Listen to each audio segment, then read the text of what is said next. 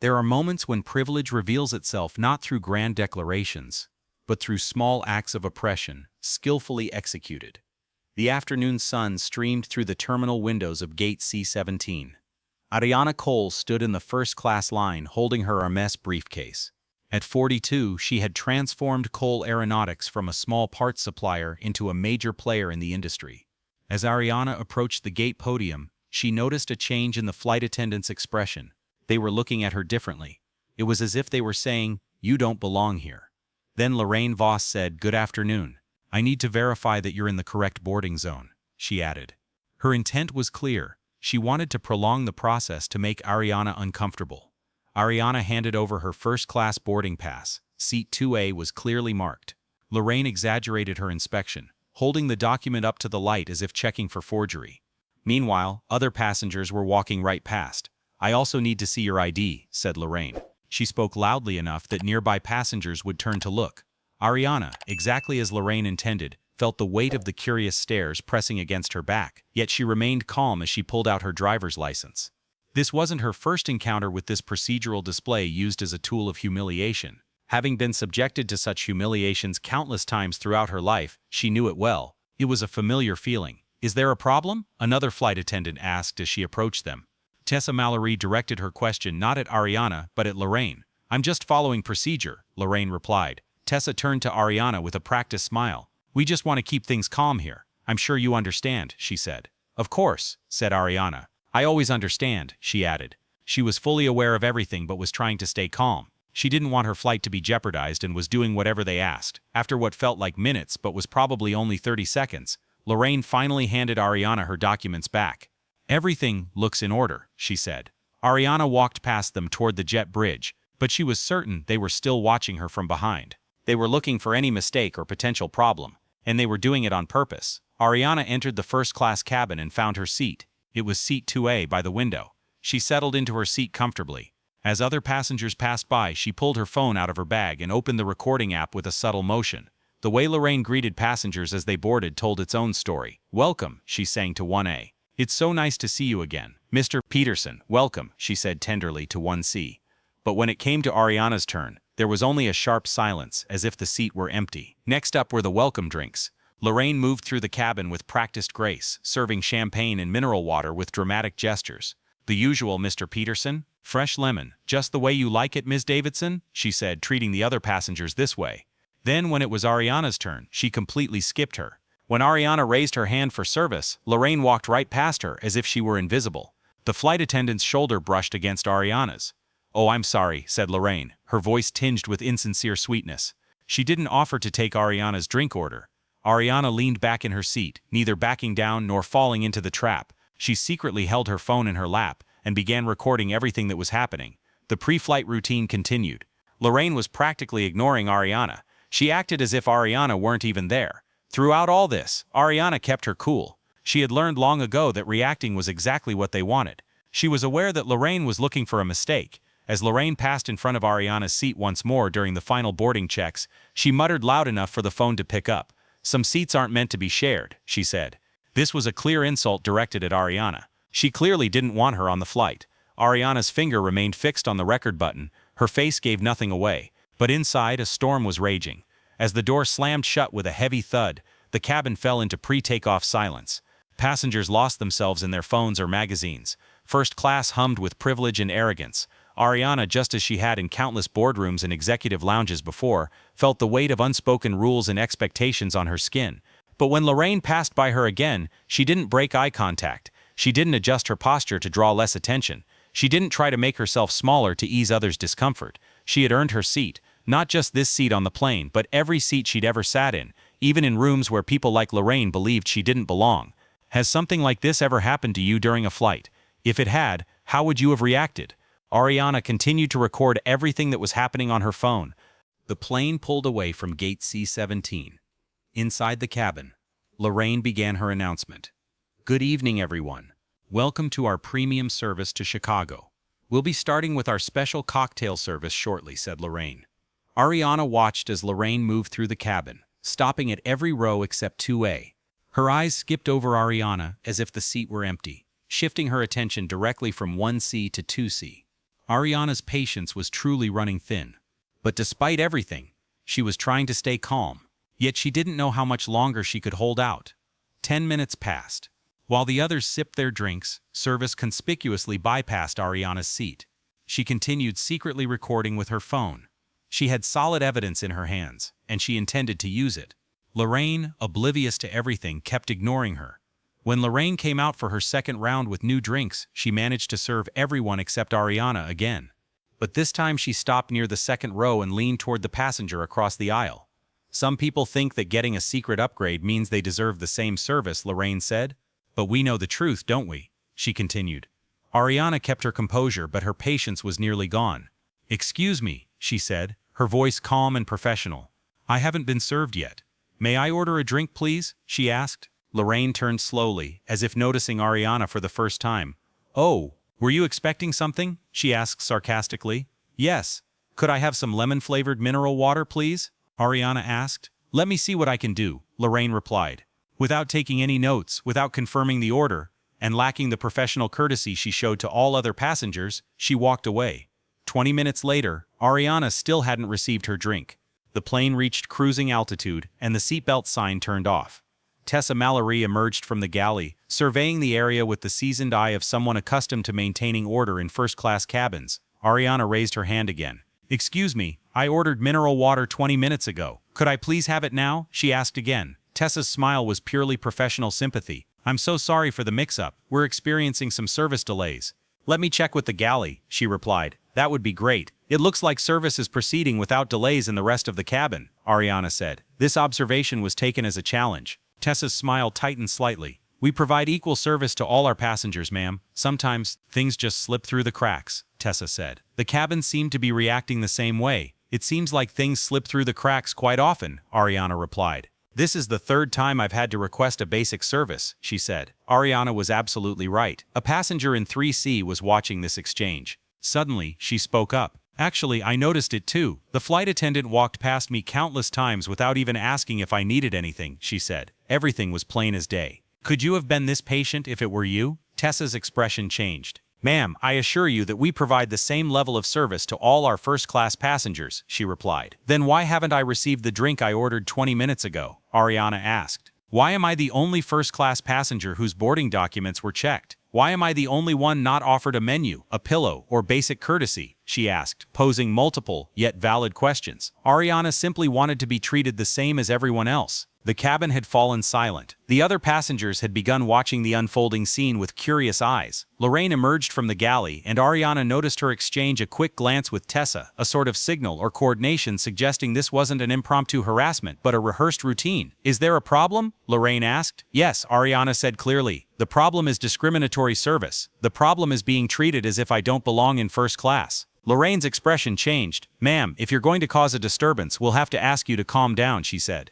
It was clearly meant to intimidate Ariana. I'm calm, Ariana replied. I'm just stating the facts about the service I received, or rather, the service I didn't receive. You're causing a disturbance, Tessa interjected. The passenger in 3C spoke up again. Actually, I think she's being very polite. She's just asking for service, she said. Lorraine's hand moved so quickly that Ariana barely noticed the motion. Then a sharp pain exploded on her cheek. The slap was sharp and clearly audible. The entire first-class section fell completely silent. Ariana's head jerked to the side from the force of the blow. She felt a warmth on her cheek. It was a clear slap meant to teach her obedience, to put her back where Lorraine clearly believed she belonged. Now that there had been physical contact, Ariana had solid proof in her hand, and she didn't need to be patient anymore. Besides, she had no patience left anyway.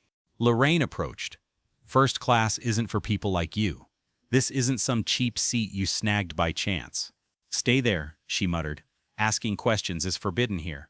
She said if you don't follow instructions, you'll be kicked off the plane. Ariana's jaw clenched. As the engines roared beneath her feet, the plane hung at 30,000 feet, with nowhere to run and no place to find emergency help. She stood there breathing steadily. Lorraine wasn't aware that she'd just attacked the woman who owned the plane she was standing on. And that reality would hit Lorraine's face like a slap in the face. Did you just hit me? Ariana asked. You were getting hysterical, Lorraine replied. I was preventing a tension that could endanger the flight from escalating, she said. Tessa immediately moved to Lorraine's side to support her. We'd like you to return to your seat and remain silent for the remainder of the flight. They clearly threatened Ariana, saying, Any further disturbance will require intervention by the air marshal. But they were completely unaware. The threat was clear. She would either comply with the rules or be deemed a security risk. Ariana touched her cheek, feeling the heat radiating from where Lorraine's hand had touched her. Her phone lay in her lap, still recording every word, every movement, everything from this assault. She looked around the cabin. Some passengers averted their eyes, not wanting to get involved. Others watched with uneasy expressions, torn between recognizing the injustice and not wanting to cause a scene. But the woman in 3C met her gaze directly, and Ariana saw something there. Perhaps understanding or solidarity. "I want to speak with the captain," Ariana said. "The captain is busy flying the plane," Tessa replied. "He told us to speak with you and that he's telling you to sit down and be quiet." "I was attacked," Ariana said, "by a flight attendant who systematically refused to serve me, made discriminatory remarks, and is now physically assaulting me. I have the right to report this to the captain." "You must follow the crew's instructions," Lorraine snapped. "If you don't, we have the authority to restrain you," she replied. Ariana felt the situation becoming clear. She realized the trap had been laid. Any resistance would be framed as the real problem. Her legitimate complaints would be buried under accusations that she was difficult, disruptive, and dangerous. She had experienced this before in different contexts. She had learned that power protects power, that systems defend themselves, and that speaking the truth often results in being labeled a threat. So this was something she recognized. But this time, the situation was different. The plane she was on was hers.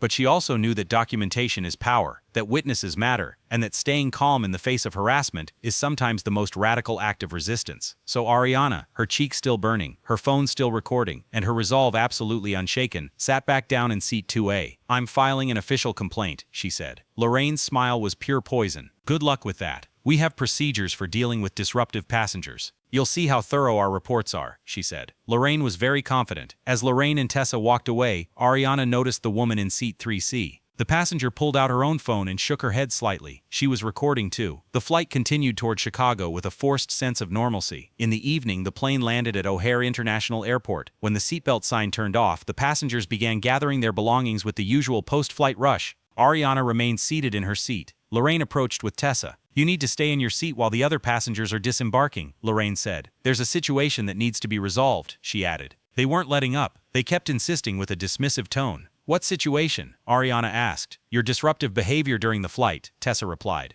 "We've contacted airport security to meet the plane. They'll want to speak with you about the incident." The woman in seat 3C, who had identified herself during the flight as company attorney Margaret Chen, immediately stood up. "I witnessed the entire incident. This passenger was attacked by your flight attendant. If security is going to meet this flight, I'll stay here to give a statement," she said. "That's not necessary, ma'am. We've documented everything," said Lorraine. "I'm sure you have," replied Margaret. "That's exactly why I'm staying," she said. It was clear they had arranged everything to their advantage and would get off scot-free. They thought it would go as usual, but this time was different. The other two passengers, a businessman in 4A and a young woman in 2C, also stayed in their seats and pulled out their phones. For the first time, a hint of uncertainty appeared in Lorraine's confident expression.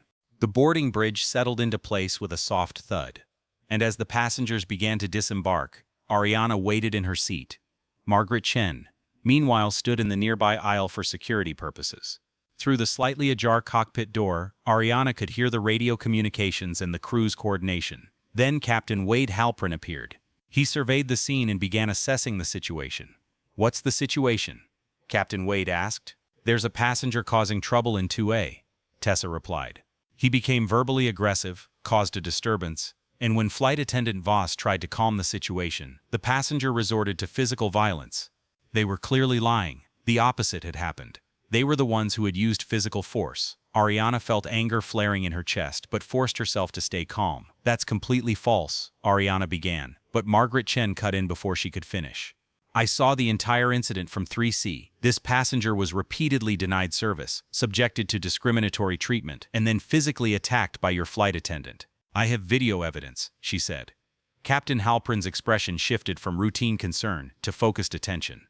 "Do you have video?" he asked. "Many passengers do," added the businessman in 4A, holding up his phone. "I recorded the attack and what happened afterward. The flight attendant hit this woman for no reason at all." Lorraine's face flushed. She claimed the passengers were lying. "You slapped her," said Margaret. A slap hard enough for the sound to echo through the cabin. "I'm a lawyer, Captain, and what I witnessed was clearly an assault. If your crew claims otherwise, they're lying." Tessa stepped forward, her voice carrying the authority of experience. "Captain, we followed proper procedures to manage a disruptive passenger. As for those claiming otherwise, she continued, there are recordings on many phones, Ariana cut in. It was the first time she'd spoken since the captain had appeared.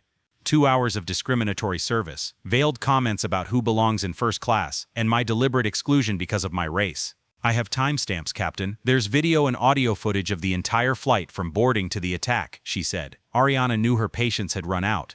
Their conversation from that point on would be different. The captain studied her for a long time, and Ariana saw a calculation taking place behind his eyes. He was assessing her credibility, weighing the risks, trying to determine the truth amid conflicting accounts. I'd like to see that video, he said finally. Of course, said Ariana, but I'd prefer to show it to airport security and your airline's management at the same time. That way there will be no doubt about any issues in the chain of evidence or claims that the evidence has been tampered with, she said. Ariana was smart. She was acting very wisely. That sounds like a threat, said Tessa. That sounds like the words of someone who understands how institutions protect themselves, corrected Margaret. She's being smart. Captain, I strongly advise you not to let your crew handle this incident. Multiple independent witnesses claim your flight attendant committed an assault. If you ignore this, you'll expose yourself and your airline to serious liability. Movement at the entrance to the aircraft stairs caught everyone's attention. 2 airport security officers appeared, followed by a man in a dark suit with a Federal Air Marshal badge visible on his belt. I'm Owen Pike, Federal Air Marshal, the man said, immediately turning his attention to Ariana.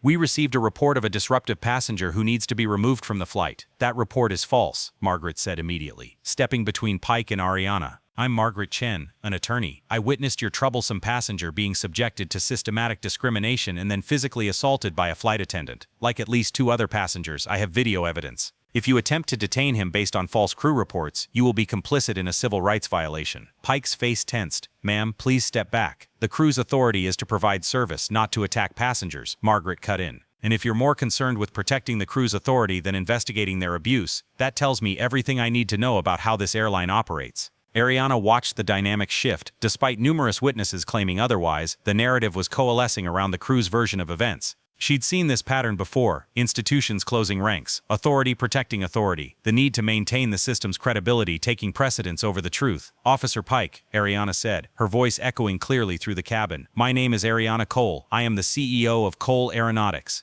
My company supplies parts to this airline's entire fleet, and I have a 2-hour video recording showing your crew's systematic discrimination and attacks. The cabin fell completely silent. Pike's expression shifted from dismissive authority to careful assessment. Captain Halpern's eyes widened slightly. Tessa and Lorraine exchanged glances that implied this information was definitely not part of their plan. I would be happy to submit all the evidence to airport security, your airline's headquarters, and the FAA. Ariana continued in the same calm tone. However, I want to be very clear about what happened on this flight. I was denied service because of my race. I was humiliated in front of everyone. I was physically assaulted. And now your crew is trying to portray me as the aggressor to cover up their own misconduct. She opened the recording on her phone. The timestamp was clearly visible. This video starts as I boarded the plane and continues uninterrupted until the moment of the attack. It shows every interaction, every denial of service, every discriminatory remark, and the moment flight attendant Voss struck me in the face. Let me take a look, said Pike, reaching for the phone. Ariana gently pulled the phone back. I'd be happy to share the evidence through the proper channels, but I won't hand over my phone to someone who's already convinced I'm the problem based solely on the crew's reports. I'll submit everything to airport security and file official complaints with the FAA, the Department of Transportation, and local law enforcement. Cole, said Captain Halpern carefully, his previous neutrality giving way to obvious concern. I apologize for any misunderstanding. If you were mistreated on my flight— No ifs, Captain, Margaret interjected. I witnessed it. So did the passengers in seats 4A and 2C. Your flight attendant attacked a passenger, and your chief flight attendant helped cover it up. Now the only question is whether your airline will handle this incident honestly or try to cover it up. One of the airport security officers, a female sergeant, stepped forward. Miss Cole, I'd like to take your statement and review your evidence. Can you come to the security office? Yes, Ariana replied, along with the other witnesses who volunteered to give statements. That's not necessary, Pike began, but the sergeant cut him off. Sir, we have numerous witnesses who reported the assault. This requires an investigation regardless of the crew's claims. If you wish to participate in this investigation, you are welcome to join us. Otherwise, please step aside. The walk through the terminal was surreal. Ariana, Margaret Chen, and the other witnesses in the lead, with airport security ahead of them, while Pike, Tessa, and Lorraine trailed behind. Their previous self-assurance had given way to visible tension. The security office was brightly lit by fluorescent lights and the afternoon sun streaming through the high windows. The sergeant, whose name tag read J. Morrison, prepared a conference room where Ariana could give her statement. The other witnesses waited in separate areas to prevent coordination. "Tell me the whole story," said Morrison, the recorder running, notepad at the ready. "Start from the moment you first noticed the unusual treatment." Ariana recounted everything: the screening during boarding, the selective service, the coded remarks, the escalating hostility, and finally the attack.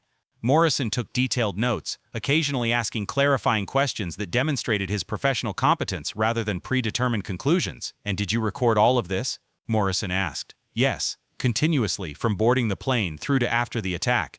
Ariana opened the video, showed Morrison the timestamp, and started playing it. The recording was heavy. As Morrison watched Lorraine dramatically scrutinize Ariana's boarding pass, the selective service that ignored Ariana while fawning over other passengers, and the stage-whispered comments about some people who didn't belong in first class, his face grew increasingly stern. Then came the confrontation. Ariana's calm requests for service, Tessa and Lorraine's escalating hostility, and accusations that she had disrupted the atmosphere despite her measured tone, and finally the attack. Ariana's agonized moan and the shocking silence that followed were clearly captured on the audio recording. Morrison paused the playback. "Miss Cole, this is clear evidence of an assault. I'll need to forward this to local law enforcement. Do you wish to file a complaint?" "Yes," Ariana said without hesitation. "I also want to file a complaint with the FAA regarding discriminatory service and the attempt to portray me as the one causing the disturbance." "Understood. I'll coordinate with the relevant agencies." Morrison jotted down a few more notes. "The other witnesses, are they prepared to provide supporting statements?" "Yes, and they have their own video recordings from different angles." As Morrison left to speak with the other witnesses, Ariana sat in the brightly lit conference room, watching the evening sun cast geometric patterns across the table. The burning sensation on her cheek had subsided, but she could still feel the imprint of Lorraine's hand, a physical mark that reminded her of the assumption that someone could strike her with impunity simply because they decided she didn't belong here. Her phone vibrated. A message had come from Operations Director Hector Ruiz. "I heard from our contact at the airline. An emergency meeting has been called at corporate headquarters." "What happened?" Ariana replied, "Discriminatory service and an assault on one of their flights." "I have the documents. Brace yourself for the fallout." Hector's reply came immediately. "I'm on it. Do you need anything? The legal team is on standby. If this leaks to the public, the PR team is ready to respond. Also, cancel our supply contracts with the airline. I want to review the termination clauses." The implications of the incident were slowly becoming clear. Cole Aeronautics supplied critical components to the entire fleet of this airline. Contracts worth millions of dollars annually. Relationships built through years of effort. The reason all of this was at risk was because a flight attendant thought he could attack a black woman in first class with impunity. Morrison returned 2 hours later as the sun was finally setting, but the office remained lit by artificial light. "I've taken statements from all 3 witnesses. Their statements fully corroborate your account." The passenger in seat 4A also provided a video showing the attack from their perspective. "When combined with your recording, we have a clear documentation of the incident." "What happens now?" Ariana asked. "Local police will file assault charges against the flight attendant. I'm forwarding everything to the FAA for an investigation into discriminatory service. I've also prepared an incident report to be sent to the airline's headquarters and the Department of Transportation." Morrison paused for a moment, a look of respect on his face. "Ms. Cole, I've been working in airport security for 15 years. I've seen many passengers treated poorly, especially black passengers in first-class cabins. Most don't have the resources or documentation to fight back. Most just want to go home and forget about it. What you did here, documenting everything, staying calm, maintaining your composure, is important. It creates accountability." "Thank you, Sergeant. But I shouldn't have needed documentation to be treated with basic human dignity." "No, you shouldn't have," Morrison agreed. "But until the system changes, documentation is power, and you just provided the evidence that could force that change." When Ariana finally emerged from the security office late that evening, she found Margaret Chen waiting in the brightly lit terminal corridor. Chen was swiping through her phone with the intensity of a lawyer preparing a case. "I hope you don't mind," Margaret said without preamble, "but I've already reached out to the ACLU and the NAACP Legal Defense Fund. What happened to you is part of a broader pattern of discrimination in air travel, and they're very interested in the documents you've gathered." "It's absolutely fine," Ariana replied. "Still, I should mention that I own a company that supplies parts to this airline. This is going to get a bit complicated." Margaret's smile turned sharp. Good. Complicated means multiple pressure points. Complicated means they won't be able to quietly sweep this under the rug. Complicated means real change instead of token apologies. They exchanged contact information, and as Margaret set off to catch her delayed flight, Ariana pulled out her phone and began making calls. Calls she hadn't really wanted to make to the connections she'd carefully cultivated over the years. The board of directors, the legal team, and industry contacts who were about to learn that Ariana Cole was not just some supplier who could be easily dismissed. Calls she didn't really want to make. She was the woman who owned the plane they'd attacked, and she certainly had no intention of letting this incident slide quietly. The morning sun streamed through the floor-to-ceiling windows of the Cole Aeronautics headquarters, illuminating the executive conference room where Ariana's legal team had gathered at 7 in the morning. The bright autumn light illuminated the polished table where evidence had been arranged with the precision of a military operation. 3 separate video recordings, said her chief counsel, Marcus Rivera, spreading the tablets across the table. Your 2-hour continuous recording, Margaret Chen's recording from 3C, and David Morrison's recording from 4A, captured the attack from his perspective. When combined, they provide irrefutable evidence that physical violence followed systematic discrimination. Ariana touched her cheek, where the fading fingerprint was now hidden by her makeup. What's the airline's official response? Silence so far, replied Communications Director Sarah Park, glancing at her phone. But our contacts at corporate headquarters report that emergency meetings have been underway since last night. The legal team is in crisis mode. Hector Ruiz entered carrying a thick file, a stern expression on his face. I just spoke on the phone with our account manager at the airline. They're requesting an emergency meeting to discuss the recent incidents. Direct quote. We value our partnership with Cole Aeronautics and want to resolve any misunderstandings before they affect our business relationship. Misunderstandings, Ariana repeated, her voice flat. I was attacked on their plane. They tried to have me arrested based on false reports. Now they're worried about our business relationship. They're worried about the contracts, Marcus corrected. Cole Aeronautics supplies avionics systems for 60% of their fleet. If you cancel these contracts, they'll face major operational disruptions. They're trying to use commercial pressure to minimize the fallout. Sarah looked up from her laptop, a sharp expression on her face. There's more. I was monitoring social media. Someone leaked a portion of the video, apparently from another passenger's phone. It's already going viral. First class while black is trending. She swiped through her screen, showing Twitter threads, Facebook posts, and Instagram updates. The backlash was spreading online at a speed only genuine outrage could generate. The video looked pixelated since it was filmed from a few rows back, but the sound of the slap and the shocking silence that followed were clearly audible. How many views does it have? Ariana asked. 3 million and counting. News outlets are picking up the story. CNN wants a statement. NBC, ABC, and about 20 other media outlets do too. Sarah opened more notifications. The NAACP has issued a statement condemning discriminatory practices in air travel. The ACLU is calling for a federal investigation, and passenger rights groups are demanding that the FAA suspend all crew members until the investigation is concluded. Ariana's phone vibrated. She had received a message from Margaret Chen. My firm wants to represent you pro bono. A civil rights violation backed by documented evidence. This is exactly the kind of case that will force a policy change. Call me. Before Ariana could reply, her executive assistant knocked urgently on the glass door. Ms. Cole, the airline's CEO is on the first line. He wants to speak with you immediately. Put him through here, Ariana said, gesturing to the phone in the conference room. And everyone stay here. I want them to witness this conversation. A crackling sound came over the speakerphone. Ms. Cole, this is CEO Grant Whitaker. I'd like to personally apologize for the unfortunate incident on yesterday's flight. Unfortunate incident, Ariana repeated. Is that what you call the attack? There was a practiced sympathy in Whitaker's voice. I understand you're upset, and you're right. The situation was mishandled by our team. However, I hope we can discuss this privately rather than through the media. There is an excellent business relationship between our companies, and I certainly don't want a single employee's mistake to damage that partnership. Marcus jotted down a note. He's trying to frame this as an isolated incident caused by a single bad employee, not a systemic issue. Mr. Whitaker, Ariana said, her voice carrying a professional detachment. I was subjected to discriminatory service by your crew for 2 hours. When I complained about being deprived of the basic service all other first-class passengers received, I was attacked. When I tried to report the assault, your crew attempted to have me arrested by making baseless claims that I was causing a disturbance. Then your federal air marshal seemed more concerned with protecting the crew's authority than investigating the assault. I've reviewed the preliminary reports, Whitaker began. Did you review the video evidence?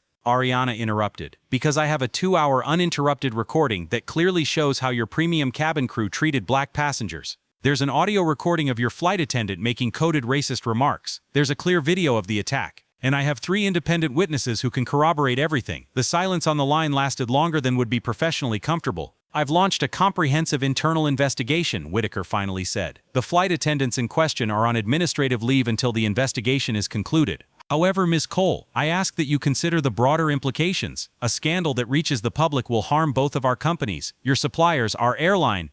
Thousands of jobs depend on our partnership. Of course, we can resolve this matter confidentially. You want me to stay silent about the attack to protect our business relationship, Ariana said.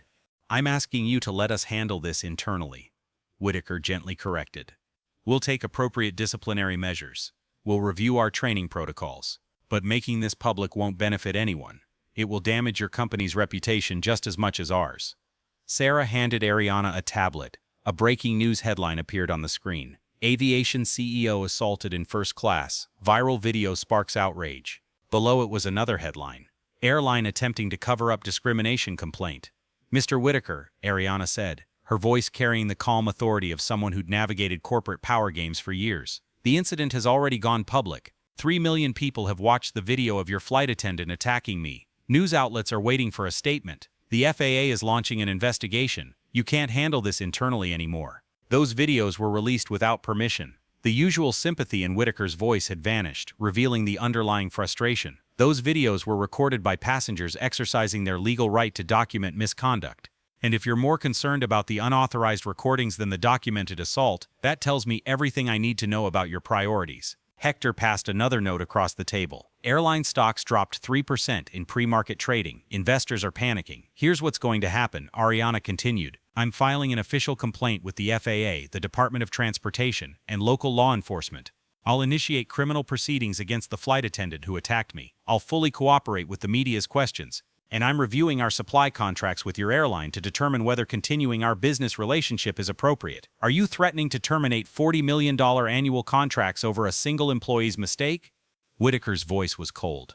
I am evaluating whether Cole Aeronautics should continue doing business with a company that tolerates discrimination, covers up assaults, and forces victims to remain silent to protect its corporate reputation. This is not a threat, Mr. Whitaker. This is exercising due diligence. Without waiting for a response, he ended the call. Marcus had already pulled up the contract documents. We can terminate the contract with 90 days' notice on the grounds of a breach of service standards. The attack that occurred on their aircraft during a business trip provides us with grounds. Do it, said Ariana. Prepare the termination notice. We'll hold off for now, but I want us ready if they try to retaliate. The phone rang again. The number was different, but the area code indicated it belonged to another airline executive. Sarah checked the caller. It's their operations director. The news is spreading. Send it to voicemail, said Ariana. I'm done negotiating with people more concerned with protecting their image than upholding justice. By morning, the crisis was gaining unstoppable momentum as it entered the public consciousness. News vehicles arrived outside the Cole Aeronautics headquarters. Social media exploded with similar stories from other passengers who had faced discrimination but lacked the documentation or resources to fight back. Aviation industry publications began investigating patterns of systematically dismissed complaints regarding discriminatory service. By noon, Ariana received a call from Ruth Delgado, a technology analyst who was on the flight but seated in economy class. Miss Cole, I need to speak with you about what happened. I work in data security, and after seeing the videos go viral, I looked into the airline's internal systems a bit. What did you find? Ariana asked. Complaints. Hundreds of complaints over the past 3 years. Passengers have reported discriminatory service, hostile cabin crew, and racial profiling. All of them were forwarded to the airline's customer service department. None resulted in disciplinary action. They were all marked as resolved. It's as if they have a system designed to cover up the complaints while appearing to address them. Ariana put the call on speakerphone so the legal team could hear. Can you document this? I've already documented it. Server logs, complaint tracking systems, internal emails showing supervisors ordering staff to close complaints without conducting an investigation. Ms. Cole, this isn't just about a single flight attendant having a bad day. This is a systemic issue. The discrimination you experienced is part of a pattern the airline is actively hiding. Marcus leaned forward. Ms. Delgado, how did you gain access to the airline's internal systems? If that's what you're asking, I didn't hack anything. I work as a contractor for several airlines, including this one. I have legal access to database systems for security audits. What I found wasn't secret, it was just being ignored. Since the system was working as designed, no one bothered to look into these patterns. Complaints come in, get logged, marked as resolved, and disappear. Can you provide these documents? Ariana asked. I can. But Ms. Cole, you should know that if I do this, I'll likely lose my contracts with the airline, maybe even those with other airlines. This industry protects itself. Whistleblowers get blacklisted. What if I hire you? Ariana offered. Cole Aeronautics might need someone with your skills in the data security department. You'd have job security, and you wouldn't have to worry about retaliation stemming from airline contracts. Ruth was silent for a moment.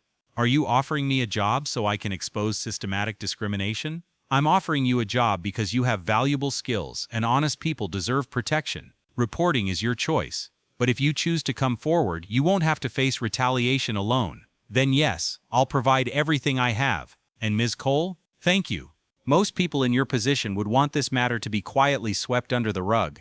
You, however, are truly fighting for it. As Ruth Delgado's documents began arriving via secure transfer, the scale of the problem became clear. Over the course of 3 years, the airline had received 847 complaints regarding discriminatory service in premium cabins. Of these, 623 involved black passengers reporting hostile treatment from specific cabin crew members. No disciplinary action had been taken in response to any of the complaints. Even more alarming, internal emails revealed that managers had instructed the complaint resolution team to keep crew morale high by not overreacting to passengers' sensitivities. An email sent by a senior operations manager stated explicitly, "First-class cabin crew are the face of our premium service. We cannot undermine their authority every time a passenger feels humiliated." Sarah looked up from her laptop where she had been following the news. CNN just ran the story on systematic complaint suppression. They're citing sources familiar with the airline's internal operations. Ruth's information is already leaking. Good, said Ariana. Sunlight is the best disinfectant. The phone rang again. This time it was a number she recognized. Captain Wade Halprin from yesterday's flight. Ms. Cole, his voice was tense with controlled anger. I just learned the full extent of what happened on my flight. I'm calling to apologize and to tell you that I submitted my own incident report to the FAA, which contradicts the crew's account of the incident. Why now? Ariana asked carefully. Because I was told you caused a disturbance. I was told the crew followed proper procedures. I believed them because I've been flying with Lorraine Voss for 3 years, and I've never seen her act unprofessionally. He paused. Then I saw the video, the full video from your phone that's currently in the FAA's possession, and I realized I allowed this to happen. What did you enable, Captain? A culture where crew members feel they have the authority to harass passengers and then lie about it. A culture where they know their word will be believed over the passengers. A system where complaints are swept under the rug and patterns are ignored. I've been flying for 26 years, Ms. Cole. I thought I knew what was going on my plane. I was wrong. Ariana heard genuine sorrow in his voice. What do you plan to do? I'll give a statement. An FAA investigation, a criminal case if necessary, a civil lawsuit, whatever it takes. What happened on my flight was an assault, and it was covered up by the crew I trusted. This is coming to an end. After the meeting ended, Marcus looked at the growing pile of evidence, videos, witness statements, complaint records, internal emails, and now a captain ready to testify against his own crew. Ariana, this goes beyond a single incident. You're facing a federal civil rights investigation, criminal charges, and likely a class action lawsuit from hundreds of passengers whose complaints were suppressed. Fine, Ariana said again, her voice carrying the steely resolve of someone who'd built a successful company from scratch. Systems that protect abuse don't deserve protection. They deserve to be torn down and rebuilt with accountability. As Ariana prepared for her first television interview, the afternoon sun bathed the conference room in warm light. Sarah had coordinated with CNN for the live broadcast at 4 o'clock. Margaret Chen had reviewed the talking points to ensure legal accuracy. The entire team was ready to support the fight ahead, but before stepping in front of the cameras, Ariana took a moment alone in her office to gaze at the city where she had built her career despite countless obstacles. She thought of the flight attendant's hands slapping her face. The assumption that she could be struck with impunity, the system designed to shield the powerful from the complaints of the vulnerable. That system was about to learn that Ariana Cole was neither vulnerable nor silent, and she was just getting started. At 4 o'clock, when Ariana sat across from host Melissa Harris, the CNN studio was filled with bright television lights. The makeup hid the last traces of the handprint, but couldn't conceal the stern expression on her face. Behind them, the screens displayed the viral video that had been viewed over 15 million times so far. Ms. Cole, Melissa began, you are the CEO of Cole Aeronautics, a major supplier to the airline where this attack occurred. Some critics allege that you've used your influence in the company to retaliate against employees. How do you respond to that? Ariana's voice was calm and measured. I use my resources to hold those responsible for the attack and systematic discrimination accountable. Business relationships take a backseat to civil rights violations. However, I want to make this clear. This is not about the mistake of a single employee. This is about a system that permits abuse and suppresses complaints. She pulled out a tablet and displayed the documents provided by Ruth Delgado. Over the course of 3 years, this airline received 847 complaints regarding discriminatory service. As a result, 0 disciplinary actions were taken. Internal emails show that supervisors instructed staff to ignore complaints in order to maintain crew morale. This is a systemic issue. The interview aired live on cable news channels, and the evidence was displayed on screen for millions of viewers. Within an hour, the 847 complaints hashtag was trending. Passenger rights groups sprang into action. Congressional representatives issued statements calling for a federal investigation. By evening, the airline's stock had dropped by 7%. The board of directors held emergency meetings, and Grant Whitaker faced questions from investors more concerned with liability risks than corporate loyalty. The next morning, the bright spring sun streamed through the windows of the Federal Aviation Administration's regional office. Spring sun streamed through the windows. Here, investigators had gathered evidence that now filled the entire conference room. Lead investigator Patricia Mendez examined the documents with the focused intensity of someone building a solid case file. "We have video evidence," she told her team, pointing to multiple screens showing the attack from different angles. Captain Halprin's statement contradicts the crew's initial reports. There's a file documenting 847 hidden complaints filed by Ruth Delgado, and there are internal emails showing the company's policy of dismissing discrimination complaints. She opened another file. But there's more. I reviewed the crew assignment records. Lorraine Voss was flagged in 17 separate passenger complaints over 4 years. All were dismissed as misunderstandings or passenger sensitivities. Tessa Mallory oversaw complaint resolution and personally closed 143 discrimination complaints without conducting an investigation. "What about the air marshal?" asked a researcher. Owen Pike intervened at the scene and seemed more concerned with protecting the crew than investigating the attack. Mendez shook his head grimly. "Pike has a pattern too. He was called in to assist with troublesome passengers in 12 incidents. 11 of those passengers were Black or Latino. In every case, he sided with the crew without reviewing the evidence. In 3 cases, passengers were arrested based solely on the crew's statements. Those statements were later proven false." The brightly lit conference room was abuzz with the activities of federal investigators preparing a case that would soon include criminal charges, civil rights violations, and regulatory actions affecting numerous agencies. Returning to Cole Aeronautics headquarters, Ariana's legal team was preparing for the next phase. Margaret Chen had officially joined the team as a co-counsel, bringing with her the resources of the civil rights law firm and its connections to national advocacy organizations. "The Department of Justice is launching a pattern or practice investigation," Margaret said, reviewing emails on her laptop. "They're looking into whether the airline has engaged in systematic civil rights violations. With 847 complaints according to Ruth's data, they have a solid basis."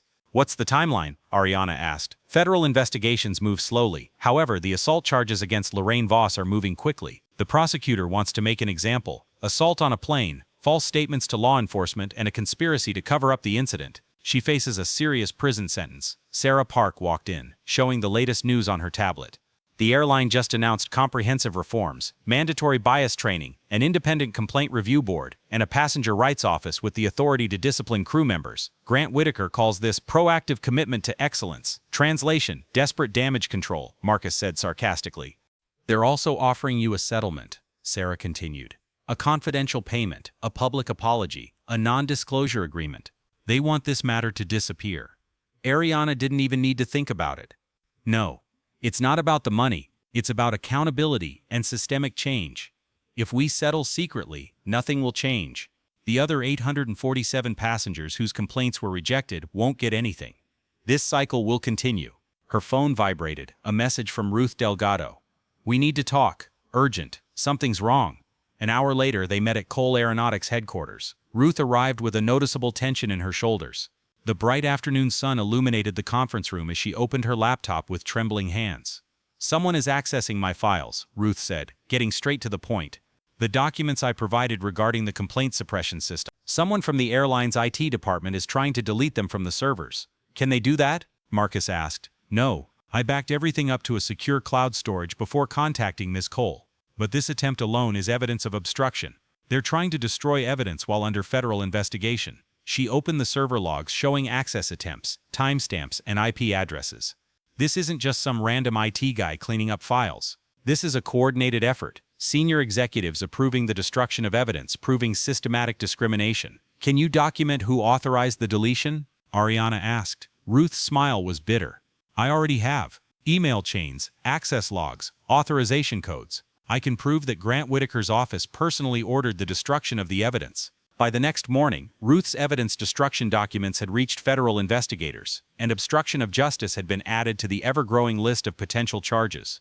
The airline's legal troubles were escalating faster than the public relations team could handle, but the retaliation wasn't over. 3 days after she submitted evidence of the destruction attempts, Ruth Delgado's car was forced off the road on a sunny Tuesday morning while she was driving to work. As a result of the collision, the vehicle struck the guardrail at highway speed. Emergency responders found her unconscious but alive. She needed to be rushed to the hospital due to her serious injuries. The official report classified it as a hit-and-run incident. However, witness statements described a dark SUV intentionally striking Ruth's car from the side before fleeing the scene. Security camera footage from a nearby business had captured part of the license plate. Ariana answered her phone while in a meeting with the legal team. Although the afternoon sun streamed in through the windows, the brightly lit conference room suddenly felt cold. "Ruth is in intensive care," Hector said, his voice tense. "The doctors say she'll survive, but her recovery will take months." And Ariana, the police found damage to the brake lines in her car. Someone tampered with it before the crash. Marcus pulled up the news spreading rapidly on social media. A whistleblower was hospitalized following a suspicious accident. "The timing is highly suspicious. It happened 3 days after the company presented evidence that it had obstructed the investigation. Provide her with the best security," Ariana said immediately. 24-hour protection at the hospital, and I want our own investigators to look into this accident. If the airline is retaliating against witnesses, this is a criminal conspiracy. Margaret Chen had already grabbed her phone. "I'm contacting the FBI. Intimidating a witness in a federal civil rights investigation carries additional charges. If they can prove the airline was involved in Ruth's accident, the executives face serious prison sentences." The afternoon news cycle exploded with this story. Injured aviation whistleblower in suspicious crash. Public outrage intensified. Congressional representatives demanded immediate action from the Department of Justice. The airline's stock dropped another 12%, and as federal investigators began questioning who had approved the attempt to destroy Ruth Delgado's evidence, and whether that approval extended as far as silencing her permanently, Grant Whitaker saw the defense he had carefully constructed crumble. Captain Wade Halpern requested a meeting with Ariana that same week, and arrived at Cole Aeronautics headquarters on a bright Thursday morning. They met in a conference room where sunlight illuminated the table between them. "I need to tell you something," Halpern said, getting straight to the point, "about the culture that made what happened to you possible. I've been flying for this airline for 19 years. I thought I knew my crew. I assumed the complaints I occasionally heard were exaggerations or misunderstandings." He pulled out a thick file. "After the incident, I started digging deeper. I spoke with other captains, reviewed incident reports, and examined the patterns I'd been trained to overlook. Ms. Cole, the discrimination you experienced was not an exception. This is standard practice in first-class cabins." "Explain," said Ariana. "First-class crew are evaluated based on passenger satisfaction scores and complaints. If they receive too many complaints, it affects their performance evaluations and their eligibility for premium routes. Therefore, there's an incentive to keep complaint numbers low, even if that means ignoring legitimate complaints or intimidating passengers into staying silent." She showed her the cabin crew's internal evaluation documents. Lorraine Voss had 17 official complaints over 4 years. Her supervisor, Tessa Mallory, marked each one as a passenger misunderstanding without conducting an investigation. In Voss's performance evaluations, she was actually praised for upholding cabin authority and handling difficult passengers. "They rewarded her for discriminating," Ariana said quietly. "They encouraged it." Crew members learned that asserting authority, even through abuse, was more valuable than passenger service. Passengers, meanwhile, learned that complaining was pointless because the system would protect crew members regardless of their behavior. Halpern leaned forward. A sense of guilt he'd suppressed for years was etched on his face. "I allowed this to happen. Every time I accepted the crew's account of events without question, every time I dismissed passengers' concerns as exaggerations, I reinforced a system that protects abusers. I testify in every lawsuit filed against this airline because I need to help dismantle this system I helped create." The federal criminal trial against Lorraine Voss began 3 weeks later in a bright, modern courtroom, where natural light streamed in through high windows. Ariana, sitting in the front row of the gallery alongside Margaret Chen and the legal team, watched as the prosecution presented its overwhelming evidence. The defendant struck Ms. Cole in the face with such force that it was captured on multiple recordings, said U.S. Assistant Attorney Jennifer Morrison in her opening statement. However, this assault was merely the culmination of a 2-hour systematic pattern of discriminatory service designed to humiliate a passenger whom the defendant had deemed unworthy of first class. The prosecution played the videos, all of them shot from different angles, complete with timestamps showing the pattern of exclusion, coded racist remarks, escalating hostility, and ultimately the assault itself. Lorraine Voss looked smaller sitting at the defense table than she had when she appeared in the first-class galley. Her previous air of confidence had completely vanished. Her attorney attempted to mount a self-defense argument, claiming that Lorraine had been threatened by an aggressive passenger. The prosecution then called Captain Halprin to the stand. "In the 19 years you've flown for this airline," Morrison asked, "have you ever seen Miss Cole behave aggressively?" "No." Video evidence shows she remained calm throughout 2 hours of provocation. She politely requested service. She only voiced her concerns after being systematically denied service and subjected to discriminatory treatment. Her behavior was entirely professional. What about the defendant's claim that she felt threatened? Baseless. Ms. Cole was sitting in her seat. She made no threatening gestures. She didn't raise her voice. The attack occurred without any provocation and was entirely unjustified. The trial lasted 3 days. After 90 minutes of deliberation, the jury found the defendant guilty on all charges of assault, making false statements to federal authorities, and conspiring to deprive someone of their civil rights. Lorraine Voss was held in custody until her sentence was finalized and faced up to 8 years in federal prison. But the criminal case was just the beginning. That same week, the FAA announced unprecedented measures against the airline, a $4.5 million fine for systematic safety violations related to crew training and the handling of complaints, the mandatory third-party audit of all premium cabin operations, and the permanent revocation of the certifications of Tessa Mallory and 3 other supervisors who had suppressed discrimination complaints. Federal Air Marshal Owen Pike, who attempted to arrest Ariana, was fired after an internal investigation revealed he had exhibited racial bias in the previous 12 incidents. He was also prosecuted in federal court on charges of depriving rights under the guise of the law.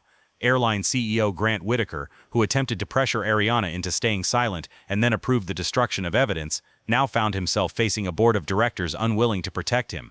On a sunny Friday afternoon, he was escorted out of headquarters by security personnel and immediately terminated. The airline's new interim CEO, promoted from the operations division rather than the executive suite, held a press conference that same day in a sunlit press room. "We have let down hundreds of passengers over the years," he said, without evasive answers or excuses.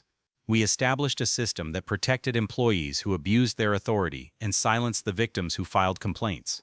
That system is being completely dismantled.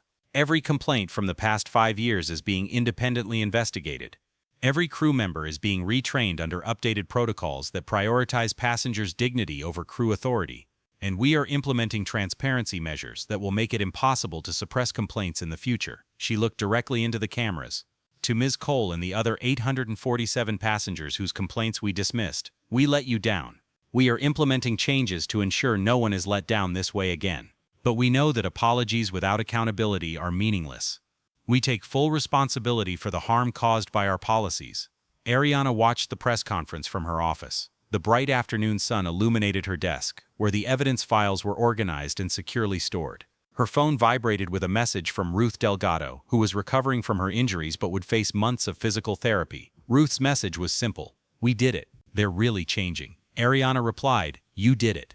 Thanks to your evidence, accountability has become inevitable. How are you feeling?" "Better. By the way, the Ruth Delgado Aviation Scholarship Program was a nice gesture. 20 full scholarships for underrepresented students starting their aviation careers? I'm honored. You deserve it. Whistleblowers deserve protection and recognition, not retaliation and accidents." As the afternoon sun sank toward the evening's darkness, her office was still bathed in warm light. Ariana reflected on the journey that had led her from Seat 2A to this moment. A single attack had exposed systematic abuse. A woman's refusal to remain silent had forced an entire industry to confront deeply entrenched discrimination. But the fight wasn't over. As long as systems prioritized power over dignity, this struggle would never truly end. Still, witnessing an airline CEO admit failure instead of shifting blame, seeing federal investigators hold executives accountable for obstruction, and bearing witness to the implementation of truly effective reforms, these were victories worth celebrating. The phone on her desk rang. Her assistant's voice came through. "Miss Cole, you have a visitor. Margaret Chen is here with someone from the Department of Justice. She has news regarding additional charges." "Let them in," Ariana said, straightening her papers and preparing for the visitor. Because accountability, as she had learned, was not a fleeting moment. It was a process requiring constant vigilance and an unwavering commitment to the truth. And Ariana Cole had both in abundance. 6 months after the attack, as Judge Patricia Morrison prepared to deliver her verdict in the United States v. Grant Whitaker case, the morning sun streamed through the windows of the federal courthouse. The former airline CEO sat at the defense table. The confidence of his former leadership had been replaced by a hollow acceptance that decades of corporate power had failed to shield him from accountability.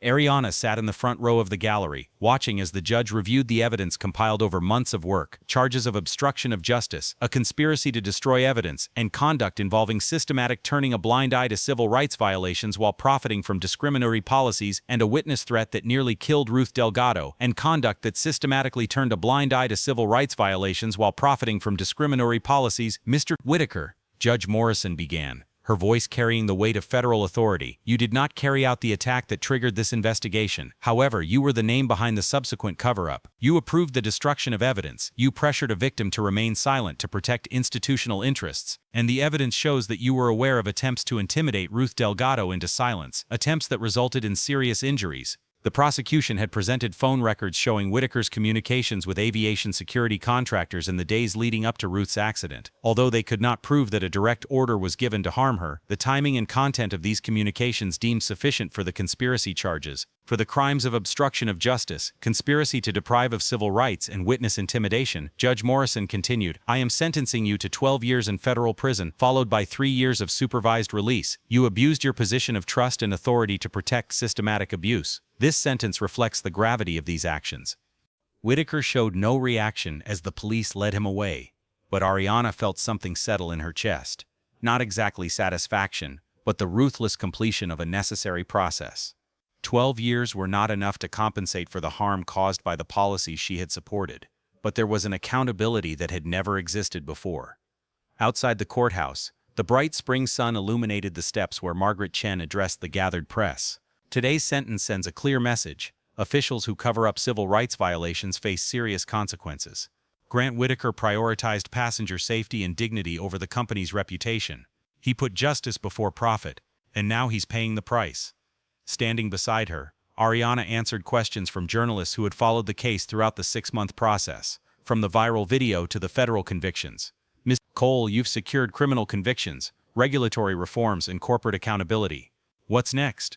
Ariana thought of Ruth Delgado, who is still in the recovery process, but is scheduled to start work at Cole Aeronautics next month. She thought of the scholarship program named after Ruth, which will guide 20 students toward aviation careers each year. She thought of the 847 passengers whose complaints were finally accepted and addressed through the airline's Victim Compensation Fund. Next is ensuring these reforms are permanent, she said. Criminal convictions are important, but they cannot prevent the next incident unless the systems actually change. I'm working with passenger rights groups and the FAA to implement industry-wide standards that make it harder to hide discrimination and make accountability inevitable. The following week, Ariana visited Ruth Delgado at the Rehabilitation Center, where the bright afternoon sun illuminated the physical therapy room. Ruth could now walk with very little help, though the process was slow and painful. Her wounds were healing. How are you feeling? Ariana asked, sitting in a chair near the parallel bars where Ruth was doing her balance exercises. Better every day. The doctors say I'll make a full recovery. It just takes time. Ruth paused her exercises and looked directly at Ariana. I saw Whitaker's sentence. 12 years. Part of me wishes it were longer, but I'm glad he won't be able to harm anyone else. He can't, and the policies he protected are being eliminated across the industry. Ariana pulled out her tablet and showed Ruth the latest developments. The other 3 major airlines have adopted the complaint transparency measures we pushed for. The FAA is making independent audits mandatory for all airlines, and Congress is considering a bill that would make the suppression of discrimination complaints a federal crime. Ruth smiled, though her smile held echoes of pain. Then my accident served a purpose. It made the retaliation too obvious to ignore. Your courage made a difference, Ariana corrected. Presenting evidence despite knowing the risks, documenting the patterns others tried to hide, refusing to be silenced even when they tried to kill you, that's what changed things. We changed things, Ruth replied. You could have accepted their offer of reconciliation and moved on with your life. Instead, you fought. That's what mattered. For a moment, they sat in a comfortable silence. The spring sun was casting geometric patterns on the floor of the rehabilitation room. Then Ruth asked the question Ariana had been waiting for. Did you fly after the incident? Not with that airline. Actually, I've completely avoided commercial flights. I use the company jet for business trips. Ariana paused. But I have a commercial flight next week. Same airline, same route. Seat 2A. I need to know if the reforms are real or just for show. Ruth nodded understandingly. If they're not real, you'll document it. Always. On the morning of the flight, the bright June sun streamed through the terminal windows at gate C-17, the same gate where Ariana's journey had begun 8 months earlier. Standing in the first-class boarding line with her designer bag in hand, she watched as the gate attendants greeted passengers with the genuine courtesy of true professionals. When she reached the boarding gate, the attendant's greeting was warm and respectful. "Good morning, Miss Cole. Welcome aboard our flight. Your seat is ready. Please let us know if there's anything we can do to make your flight more comfortable." Her boarding pass wasn't scrutinized. There was no request for additional ID. There was no suspicious behavior intended to be condescending. Ariana walked through the jet bridge, noticing both obvious and subtle changes, paying close attention to the details. New signs regarding passenger rights, complaint procedures containing the FAA's direct contact information, cabin crew members now wearing name tags with a feedback reporting reference number. The first-class cabin gleamed with the same soft leather and polished surfaces. But one fundamental thing had changed. A young black flight attendant, newly hired as indicated by the training wings on her uniform, greeted passengers with a consistent warmth that didn't waver based on their appearance. "Welcome, Ms. Cole. I'm Jasmine, and I'll be serving you in first class today. Would you like me to bring you something before takeoff? Lemon-flavored mineral water, please." "Of course, I'll bring it right away." And she did. Within 3 minutes, with a genuine smile that felt sincere rather than acted, and professional courtesy. As other passengers boarded the plane, Ariana watched the service routine closely. There was no selective attention, no hidden implications, no subtle hierarchies about who deserved service or who had to ask repeatedly. Every passenger, regardless of race, age, or appearance. During the pre-flight announcements, Captain Wade Halpern's voice came over the speakers. He had been promoted to training captain and was responsible for implementing new crew protocols across the airline's entire fleet. "Good morning, everyone.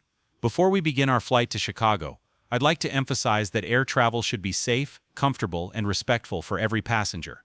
Our crew is committed to providing excellent service to everyone on board. If you have any concerns during the flight, please do not hesitate to let us know. Your feedback is important and will be taken seriously." This announcement might have seemed unnecessary 8 months ago. Now, however, it represented a corporate commitment to principles that had previously been overlooked. The flight proceeded with extraordinary normality. Drinks were served efficiently, meals were presented with care, and questions were answered professionally. Ariana let herself be swept up in the soothing effect of the experience. As the flight progressed smoothly, the tension she hadn't fully realized she was carrying began to dissipate. During the meal service, Jasmine came over to her. "Miss Cole, I wanted to thank you personally. I'm one of the new employees hired as part of the reform sparked by your case. I've completed the updated training program that emphasizes respect for passengers' dignity and civil rights. If it weren't for what you did, I might not have this career." "You earned this career through your own merits," Ariana replied, "but I'm glad that holding past failures accountable has made the path clearer. Still, it matters. What you did matters." Jasmine gestured toward the cabin, where passengers of all backgrounds traveled without the subtle hierarchies that once defined first-class service. "Air travel should be like this. You made it possible." As the plane descended toward Chicago, the bright afternoon sun illuminated the city below, and Ariana reflected on her journey from being a victim of an attack to becoming a catalyst for industry reform. The handprint on her cheek had faded months ago, but its impact continued to ripple through an industry forced to confront deep-rooted discrimination. Her phone vibrated with a message from Marcus Rivera. The Department of Justice just announced it has launched additional investigations into 2 other major airlines based on patterns similar to what we documented. Your case has opened the floodgates. Another message, this time from Sarah Park. Applications for the Ruth Delgado Aviation Scholarship have exceeded expectations. There are 300 qualified applicants for a 20-person quota. A third message from Hector Ruiz. New contracts have been signed with 3 airlines that implement transparent complaint systems. Cole Aeronautics is setting industry standards for accountability partnerships. The plane landed without incident. As passengers prepared to disembark, Captain Halpern made a final announcement. "Thank you for flying with us today. I'd like to remind everyone that your feedback regarding the cabin crew's service is not only welcomed, but also actively encouraged. We have implemented new systems to ensure that every complaint is independently investigated and addressed. Air travel works best when passengers can comfortably speak up and the cabin crew is held accountable for their professional service." Ariana gathered her belongings and made her way toward the exit. Jasmine stood at the door with the same warm, genuine kindness she'd shown throughout the flight. "Thank you for flying with us, Miss Cole. We hope we were able to provide the service you deserve." "You did. Thank you, Jasmine." As she walked through the terminal, bathed in the afternoon sun, Ariana passed by advertisements for the airline's new Respect in Travel. This marketing campaign was based on reforms mandated by accountability rather than voluntary goodwill. "The airline is offering a full settlement," Margaret reported. "Compensation for every documented complaint, funding for an independent audit, and the establishment of a passenger rights office with real authority. No confidentiality clause. Full transparency." "What's the total amount?" $47 million, plus structural reforms that will make suppressing complaints nearly impossible in the future. Ariana did a quick calculation in her head. When divided among the 847 passengers, it averaged out to $55,000 per person. Not enough to compensate for years of humiliation and neglect, but it acknowledged that their complaints were legitimate and that the airline's suppression of them was wrong. "Agree, but make sure the structural reforms are binding and include third-party enforcement mechanisms. Money matters, but lasting change matters more." 2 months later, on a bright August morning, the opening orientation for the Ruth Delgado Aviation Scholarship Program was held at Cole Aeronautics headquarters. 20 students, each with different backgrounds but united by their passion for aviation careers, gathered in a conference room filled with sunlight. Ruth, though still in the midst of her recovery, spoke to them from her wheelchair, with enough strength to inspire the next generation. 8 months ago, Ruth began, "I was nearly killed for documenting evidence of systemic discrimination. Someone decided that silencing me was worth an attempted murder. They failed, not because I'm particularly brave, but because others refused to let the truth die with me." She pointed to Ariana, who was sitting among the audience.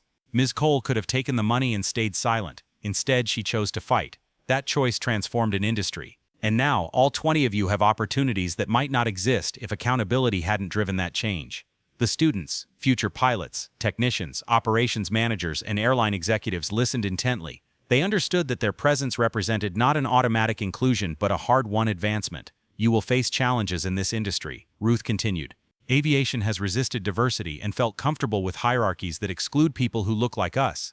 But you are entering an industry that is being forced to change.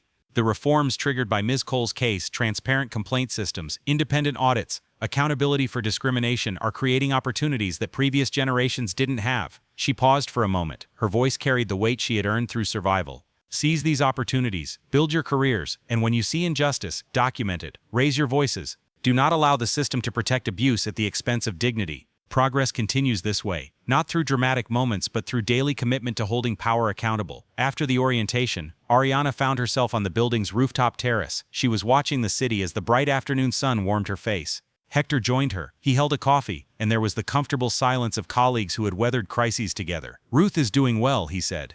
"Strong enough to inspire, honest enough to warn. Those students are lucky to have her as a role model." "We're all lucky she survived," Ariana replied, "and that she chose courage over safety." They stood watching the trails planes drew across the clear sky, constant movement, representing millions of journeys, most ordinary and forgotten, some transformative in ways passengers would only realize much later. "The airline stock has rebounded," said Hector. "The reforms actually boosted investor confidence. Apparently accountability is good for business when it prevents bigger scandals. How strange that works." Ariana's voice was dry but not harsh. "They resisted the reforms until they were forced to. Now they're marketing themselves as industry leaders on passenger rights. Does that bother you? That they're profiting from the very changes they resisted?" Ariana considered the question. "It would bother me if the reforms were just for show. But structural changes, independent audits, transparent complaint systems, the real consequences of discrimination, those can't be easily undone. As long as the core remains intact, the airline can market itself however it wants." Her phone vibrated. A message from Margaret Chen arrived with a news article attached. The fifth largest airline announced it has adopted the Cole standards for complaint transparency and passenger rights. The transformation in the industry is accelerating. Cole standards, the name of the case, had become a shorthand for comprehensive reforms, that made it harder to hide discrimination and made accountability inevitable. The 5 airlines implementing them meant millions of passengers were now protected by systems that didn't exist a year ago. "Is it worth it?" Hector asked quietly. Ariana thought of the handprint on her cheek, the assault captured on video, the months-long investigation and legal proceedings, the trauma of watching Ruth nearly die to provide evidence, the constant media attention and public scrutiny. Then she thought of Jasmine, the young flight attendant serving in first class with a professionalism free from the burden of discriminatory hierarchies. The 847 passengers whose complaints were acknowledged and who received compensation. The 20 scholarship students starting their careers. Future passengers who will travel without experiencing the systematic exclusion that has been normalized for far too long. Yes, she said simply. It was worth it. As the afternoon sun began to set slowly, yet still illuminated the city with its warm light, Ariana received one final message. This time, it came from an unknown number. "Miss Cole, you don't know me. I was a passenger on another flight where I faced similar discrimination. I never reported it because I thought nothing would change. After seeing your case, I filed a complaint. The airline launched an investigation. The flight attendant was disciplined, and I received an apology. Thank you for showing that speaking up matters. T. Williams." Ariana forwarded the message to Margaret, Ruth, and the team without comment. The message said it all. A passenger had found the courage to demand accountability because someone else had shown that justice was possible. The fight wasn't over. As long as those in power tried to protect themselves at the expense of dignity, this fight would never truly end. But the front lines of the battle had shifted. The tools to ensure accountability had grown stronger. And the next person subjected to discrimination, whether in seat 2A or any seat, the next person facing discrimination would have systems, precedents, and collective will to support their demand for justice. 3 months later, Ariana stood at the podium in a sunlit congressional hearing room and testified before the Senate Commerce Committee on a bill that would make the suppression of discrimination complaints in all interstate transportation sectors a federal crime. "Senators," she began, her voice reflecting the authority born of lived experience transformed into policy advocacy. "What happened to me on that flight was not unique. It was a typical situation. The attack was dramatic and caught on video, but the discrimination leading up to it happens every day to countless passengers who lack resources, documentation, or the belief that their complaints will be taken seriously." She presented evidence that had become undeniable. 847 suppressed complaints from a single airline, recurring patterns across the industry, the systematic protection of crew authority at the expense of passenger dignity, and institutional resistance to accountability. "The reforms implemented following my case reduced discrimination complaints by 43% among the participating airlines," Ariana continued, citing data compiled by Ruth, "not because discrimination has ended, but because accountability has made it costly. When crew members know their actions will be independently investigated, when supervisors realize the consequences of suppressing complaints, and when managers face criminal liability for cover-ups, behavior changes." She looked directly at the senators. "This bill will make these reforms permanent and universal. It will ensure that the next passenger who experiences what I did has another option besides going viral and enduring public trauma to hold someone accountable. It will transform dignity in travel from a privilege reserved for those with the resources to fight for it into a right." The hearing lasted 4 hours. Testimony from Ruth Delgado on the withholding of evidence, from Captain Halprin on the crew culture that enabled abuse, from Margaret Chen on the legal barriers to accountability. Testimonies from passengers who faced discrimination but lacked the documents or courage to report it until Ariana's case demonstrated that justice was possible, from passengers who lacked the documents or courage to report it. In the evening, the committee chair announced bipartisan support for the bill. The Dignity in Travel Act would move forward with strong support from both parties, a rare consensus built on evidence too clear to deny and public pressure too intense to ignore. As she walked out of the Capitol building toward the bright spring sun, Ariana felt tired but determined. The 8-month struggle had transformed personal trauma into structural change, an individual attack into industry reform, and a woman's refusal to remain silent into a law protecting millions. Her phone rang, an unknown number. She answered cautiously. "Miss Cole? This is Jasmine Ward. I served you on that flight to Chicago 2 months ago. I wanted you to know I've just been promoted to chief flight attendant. I'll be overseeing first-class service, implementing new protocols and training new crew members. Thanks to what you've done, people like me can lead the reform instead of being excluded from leadership." Ariana smiled, a genuine warmth spreading through her chest. "Congratulations, Jasmine. You earned this promotion through your professionalism." "Thank you. But Ms. Cole, I'll make sure no one else has to go through what you did. I'll build the cabin crew culture that should have existed from the start. That's my promise to you." After the meeting, Ariana stood on the Capitol steps, watching the sunset paint the monuments in amber and gold hues. The symbolism was almost too obvious: light emerging from darkness, justice following injustice, accountability transforming systems that shielded abuse. But symbols were less important than the essence. And the essence was real: criminal penalties, regulatory reforms, industry-wide policy changes, federal legislation, and a generation of aviation professionals grounded in dignity rather than hierarchy. The handprint on her cheek had faded completely months ago. but its impact would last for years, protecting passengers who would never know of the struggle fought on their behalf, and ensured that the question, "Are you in first class?" would be answered not by the judgment of a biased crew, but by a simple truth, a purchased ticket, and the respect one deserves. Ariana Cole stepped out onto the warm evening air as she descended the Capitol steps. Her phone was overflowing with new calls and new opportunities, transforming the trauma into progress, her personal experience into policy, and a woman's voice into a collective demand for accountability. The fight continued, but she was no longer fighting alone, and that had changed everything.